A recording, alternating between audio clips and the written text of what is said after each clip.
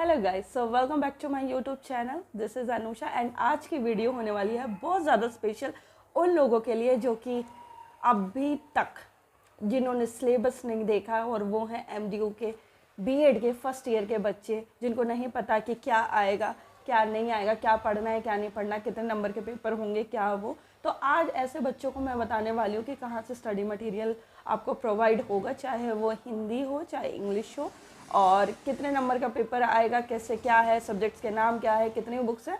तो आइए शुरू करते हैं। तो सबसे पहले मैं आपको बता दूं कि आपके 3 कोर सब्जेक्ट्स होंगे।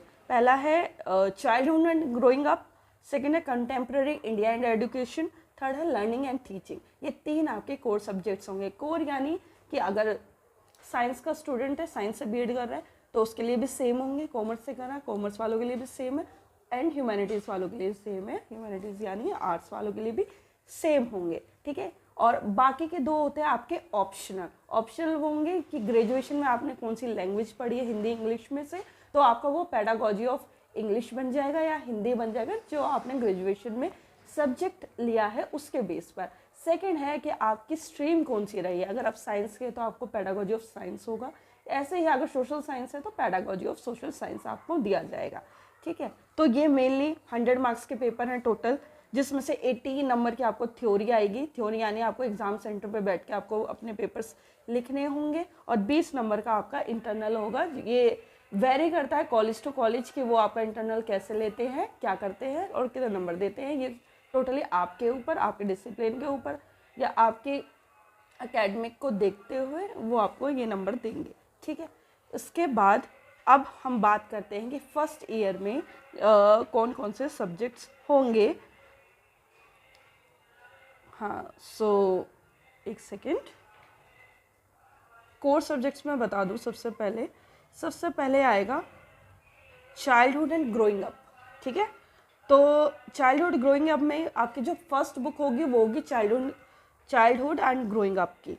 तो इसमें आपके यूनिट्स होंगे development of child at different stages and childhood and adolescence. Mainly इसमें जो चाइल्ड जब बच्चा पैदा होता है और उसकी लर्निंग स्टेजेस कैसे कैसे होती है और उसके थ्रू वो डेवलप करता है, तो ये पूरी बुक उस चीज़ के बारे में है, ठीक है। मैं यहाँ पे मेंशन कर दूँगी बुक दिखती कैसी है। लक्ष्मी पब्लिकेशंस की लेनी है अगर एमडीयू के बच्चे हो, और बाकी यूनिवर्सिटीज़ में अगर यही है तो यही ले सकते हैं। शायद चौधरी चरण सिंह में भी सेम सिलेबस है, सेम यही बुक है, और कुरुक्षेत्र में भी, कुरुक्षेत्र यूनिवर्सिटी में भी, तो ये ले सकते हैं। तो इसमें आपको ग्रोथ और डेवलपमेंट के बारे में पढ़ना होगा।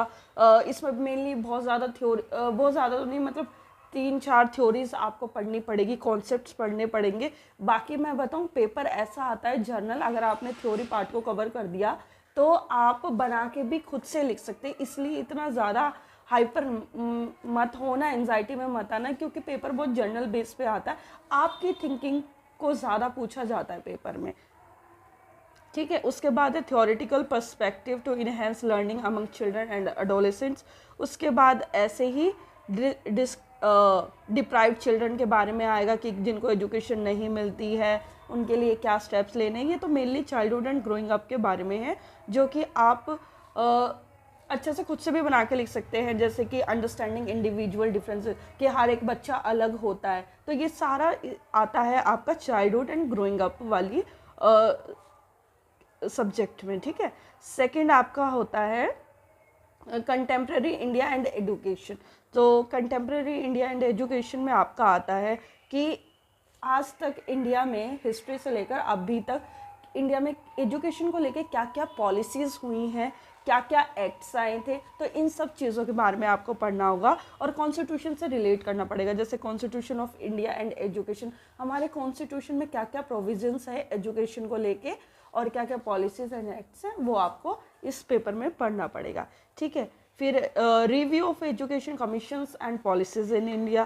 थर्ड है कि कंटेम्प्रेरी इश्यूज़ क्या हैं, एजुकेशन में क्या पॉलिसी बनानी चाहिए या क्या चीज़ें बेकार चल रही है, हम कैसे कैसे रिफॉर्म ला सकते हैं, तो ये आपका होगा कंटेम्प्रेरी इंडिया एंड एजुकेशन में। थर्ड पेपर आता है आपका लर्निंग एंड टीचिंग।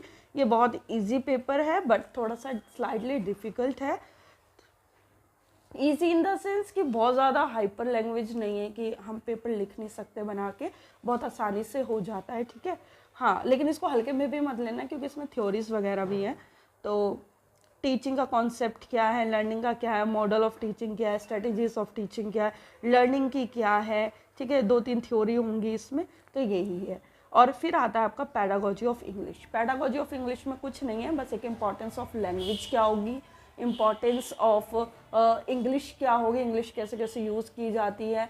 मतलब बहुत हमने जो ग्रेजुएशन में पढ़ा होगा ना, बहुत जर्नल पेपर आता है। ऐसे सोशल साइंस में आता है कि एजुकेशन को कैसे एक सोशल बेस पे रखा गया है, लिखा गया है। तो साउंड को इग्नोर करना, कैसे कैसे मतलब पॉलिसीज आई हैं, कैसे कैसे मतलब सोशल साइंस को हमें रिलेट करना है एजुकेशन से, एजुकेशन को रिलेट करना है हमें सोशल साइंस से, मेनली यही है, ठीक है।